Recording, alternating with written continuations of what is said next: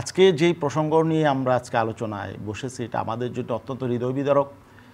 আমি বলবো শুধু একজন মুসলমান হিসাবে নয়, বরং একজন মানুষ হিসাবে, একজন মানবতাবাদী বিবেকবান মানুষ হিসাবে আজকে গাজায় যা হচ্ছে, ফিলিস্তিনে যা হচ্ছে এবং ইসরায়েলি বর্বর বাহিনী যা করছে, এটাকে কোনো মানুষ, কোনো বিবেকবান মানুষ, মানবতাবাদী মানুষ সমর্থন করতে পারে না। তাহলে আসলে বিশ্ব ব্যবস্থাটা এখানে কিভাবে ফাংশন করছে, এটা এখানেই আমাদের প্রশ্ন। আজকে বিশ্ব ব্যবস্থায় এই জাতীয় সংকট সমাধানের জন্য কিছু সংস্থা আছে, বিশেষ করে আমরা জানি জাতিসংঘ এই সমস্ত ব্যাপারে উদ্যোগ গ্রহণ করে। আমরা ওআইসির কথা বাদই দিলাম বা আরব লীগের কথা বাদই দিলাম, জাতিসংঘ তো যখন মানবতা বিরোধী অপরাধ কোথাও ঘটে, যখন বিপর্যয় ঘটে, যখন নারী শিশুর উপর আক্রমণ হয়, কোনো দেশের মানুষকে যখন উচ্ছেদ করা হয়, তখন তো জাতিসংঘের একটা ভূমিকা থাকে। বিশেষ করে সভ্য রাষ্ট্রগুলো কমপক্ষে নিন্দা জানায় এবং তারা এখানে কার্যকর কোনো উদ্যোগ গ্রহণ করে।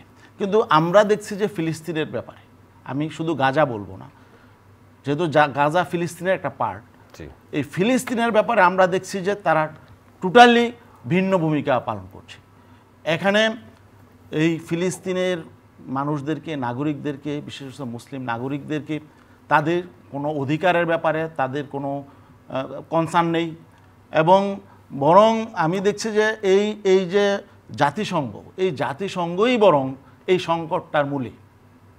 আমি এই জন্য বলবো যে ইসরায়েল রাষ্ট্র প্রথম এখানে বসাইছি হলো জাতিসংঘ এবং এখানে যখন লিগ অফ নেশন যখন নাকি এখানে লিগ অফ নেশন রেজুলেশন করে ব্রিটেনের কাছে ফিলিস্তিনের দায়িত্ব দিল যে ফয়সালা করবে ব্রিটেন, তখন ব্রিটেন ইহুদিদেরকে এখানে স্টাবলিশ করলো এবং 1948 সালের 14ই মে একতরফা এই ইহুদিরা কী করলো, এখানে একটা রাষ্ট্র ঘোষণা করে দিল ইসরায়েলের। অথচ সেখানে একটা রাষ্ট্র ছিল, সেখানে একটা ফিলিস্তিন নামক একটা রাষ্ট্র ছিল, সমৃদ্ধ রাষ্ট্র ছিল। পৃথিবীর ইতিহাসে ওই জায়গাটা অত্যন্ত গুরুত্বপূর্ণ, মুসলমানদের জন্য গুরুত্বপূর্ণ, খ্রিস্টানদের জন্য গুরুত্বপূর্ণ, ইভেন ইহুদিরাও দাবি করে তাদের জন্য গুরুত্বপূর্ণ। তা এখানে একটা জিনিস আপনাকে বুঝতে হবে যে এই ইহুদিরা কেন এখানে আলাদা ভিন্ন রাষ্ট্র এখানে দখলদারি নিল। তারা তো এখানে ছিল না, তারা তো ছিল ইউরোপে। যারা এখানে রাষ্ট্র কায়েমের জন্য আসলো, দখলদারি নিল, তারা তো ইউরোপে ছিল। ইউরোপে তারা কেন বিতাড়িত হলো এটা আমাদেরকে বুঝতে হবে। এখানে দ্বিতীয় বিশ্বযুদ্ধে যখন হলোকাস্ট হলো, যখন এই হিটলার ইহুদিদেরকে হত্যা করলো, কেন হত্যা করলো? হত্যা করলো কারণ হলো তারাও সেখানে অনাচার করত, সন্ত্রাসী কর্মকাণ্ড করত, অনৈতিক কর্মকাণ্ড করত। এজন্য ইউরোপের মানুষই কিন্তু তাদেরকে ঘৃণা করত, ইউরোপের মানুষ ঘৃণা করত। ইউরোপের দেয়ালে, ইউরোপের মানুষের ঘরের দরজায় লেখা থাকতো কুকুর এবং ইহুদি থেকে সাবধান। তার মানে কি, তারা এতটাই আসলে হিংস্র ছিল, অসভ্য ছিল যে ইউরোপের মানুষ অতিষ্ঠ হয়ে গিয়েছিল, যে কারণে তারা সেখান থেকে বিতাড়িত হয়েছিল এবং তারা আসলে হলোকাস্টের শিকার হয়েছিল। এখন দেখেন এই যে হিটলার তাদেরকে হত্যা করলো, হলোকাস্ট করলো, সেটা আইন করে কিন্তু ইউরোপে নিষিদ্ধ করা হয়েছে যে এটা বলা যাবে না। তা এখন তো তারা বিতাড়িত হলো ইউরোপ থেকে, এখন এখানে এসে এবং তারা চিন্তা করলো তাদের একটা আলাদা একটা রাষ্ট্র দরকার। ইহুদিদের কিন্তু কোনো রাষ্ট্র ছিল না পৃথিবীতে, এবং পবিত্র কোরআনে আছে তাদের কোনো বৈধ রাষ্ট্র কোনোদিন হবে না। এটা আল্লাহ রাব্বুল আলামিনের ভবিষ্যদ্বাণী।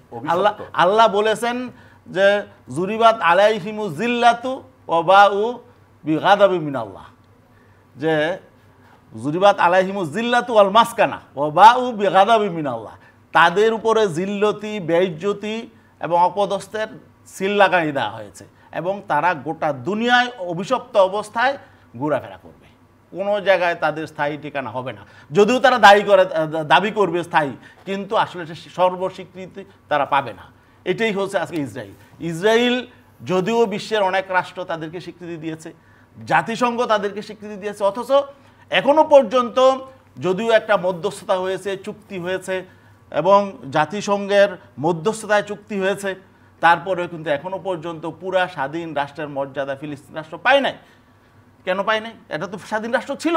যারা দখলদার তারা স্বীকৃতি পেল, স্বাধীন রাষ্ট্রের স্বীকৃতি পেল, অথচ যারা সেই রাষ্ট্রের মালিক মাজলুম তাদেরকে স্বীকৃতি দেওয়া হয়নি। তাহলে বোঝা গেল এই সংকটের পেছনে মূলত কর্ণকাঠি নাড়ছে জাতিসংঘ।